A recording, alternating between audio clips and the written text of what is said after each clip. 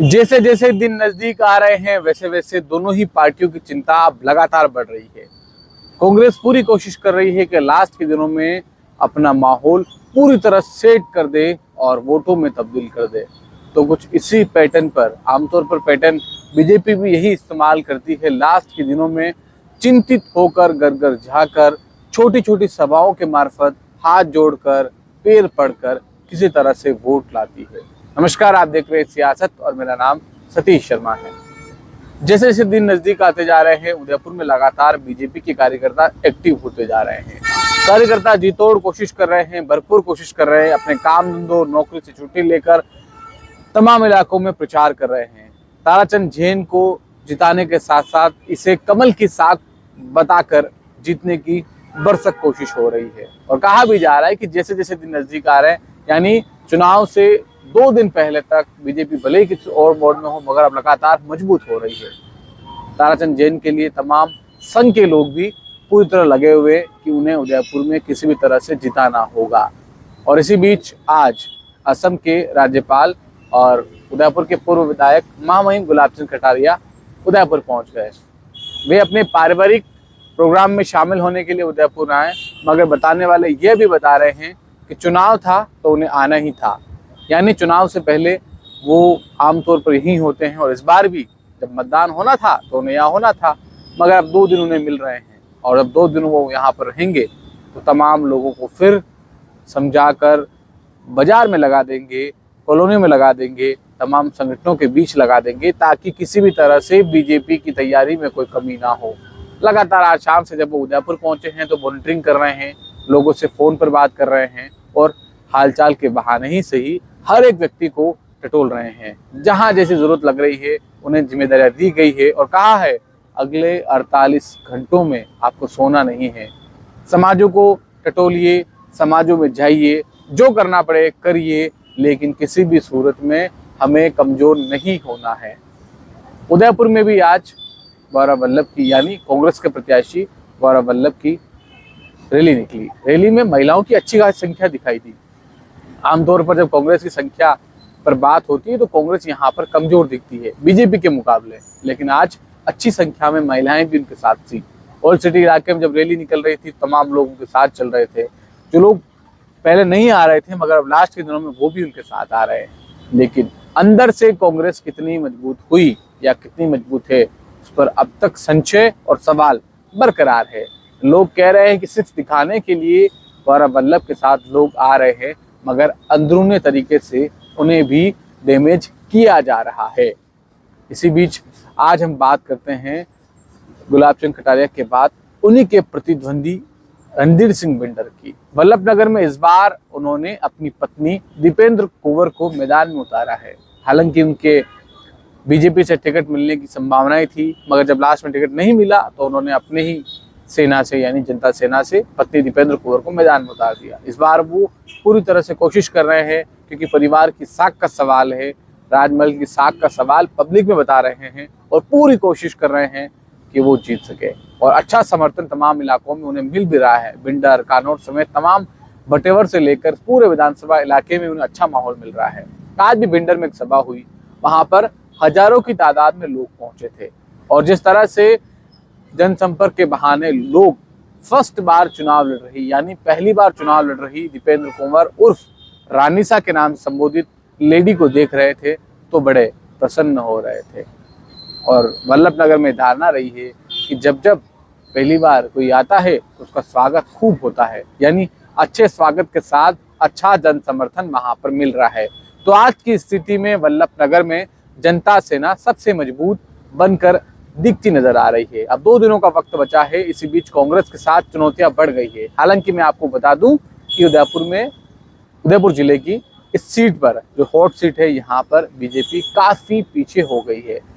कांग्रेस यहाँ पर दूसरे नंबर पर मानी जा सकती है, मगर पहले नंबर पर यहाँ जनता सेना है। जो तमाम वोटर्स बीजेपी से नाराज होकर गया वो जनता सेना के पास गया, तमाम वोटर्स कांग्रेस से नाराज हुआ वो जनता सेना में गया, तमाम समाज और वर्ग की बात कर रहे थे। इसी बीच रणधीर सिंह बिंडर का एक पोस्ट आता है कि उन्होंने 1993 से लेकर 2023 तक किस किस समाज के किन किन व्यक्तियों को आगे बढ़ाने का काम किया है। तो जो जातिवाद और वर्ग विशेष को साथ लेने का ठप्पा उनके माथे लग रहा था, उसे भी मिटाने में रणधीर सिंह बिंडर यहाँ पर थोड़े कामयाब दिख रहे हैं। बिंडर में जो सभा हुई है वहां पर भी अच्छा माहौल दिख रहा है और ये माना जा रहा है कि जिस तरह से भीड़ का हुजूम दिख रहा है उस तरह से यकीन मानिए 100 में से 50% लोग आज की तारीख में जनता सेना के साथ है। अब बचे 50% लोग, उसमें भी 30 से 35% लोग कांग्रेस के साथ है। ऐसे में बीजेपी वाले कहाँ जाएंगे? बीजेपी की स्थिति यहाँ पर 15 से 20% पर सिमटती नजर आती है। यहाँ पर सबसे मजबूत बनकर उभर रहे हैं रणधीर सिंह बिंडर की पत्नी दीपेंद्र कुंवर। अब हम बात करते हैं उदयपुर की दूसरी खबर की। उदयपुर में ताराचंद जैन का इंटरव्यू करने का मौका आज हमें मिला। हालांकि हमने पहले भी कई बार उनसे बात करी थी, मगर मौका नहीं हो पा रहा था। कई बार चाहकर टाइम देकर भी वो इंटरव्यू नहीं हो पाया। हम मिले, बात करी, तो जब हमने ताराचंद जैन से सवाल पूछे तो वो सवालों को पूरा सुनते नहीं हैं।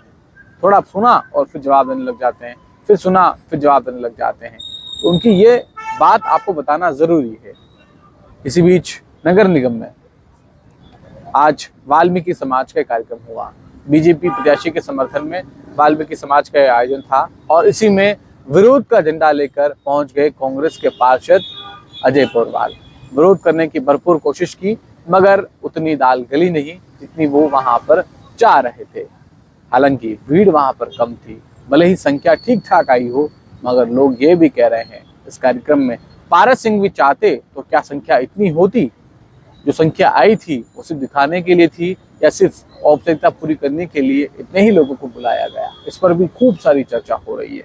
चर्चा हो रही है कि क्या नगर निगम में वाल्मीकि समाज, जो आमतौर पर बीजेपी का साथ देता है, इस बार खुलकर बीजेपी के साथ नहीं है। हालांकि साथ तो इस बार कहते हैं कि सिंधी समाज भी नहीं है। कल उदयपुर में एक संगठन से जुड़े 150 से ज्यादा सिंधी समाज के कार्यकर्ता कांग्रेस में शामिल हो गए।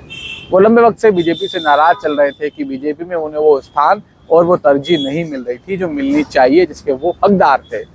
इसी कारण उन्होंने कांग्रेस ज्वाइन की। हालांकि धार्मिक, सामाजिक और इस तरह के संगठनों का किसी राजनीतिक दल में जाना आमतौर पर चुनाव में बहुत सामान्य बात है, मगर कहा यही जा रहा है कि अभी तक बीजेपी पूरी तरह से सिंधी समाज को अपने साथ लाने में कामयाब नहीं हुई है। हालांकि वोटर्स के लिहाज से समाज को आपको मनाना जरूरी है। तो आने वाले 2 दिनों में वाल्मीकि समाज और सिंधी समाज को भी मनाने की भरपूर कोशिश मुझे लगता है बीजेपी करेगी, मगर वाल्मीकि समाज की संख्या पर सवाल खड़े हो रहे हैं।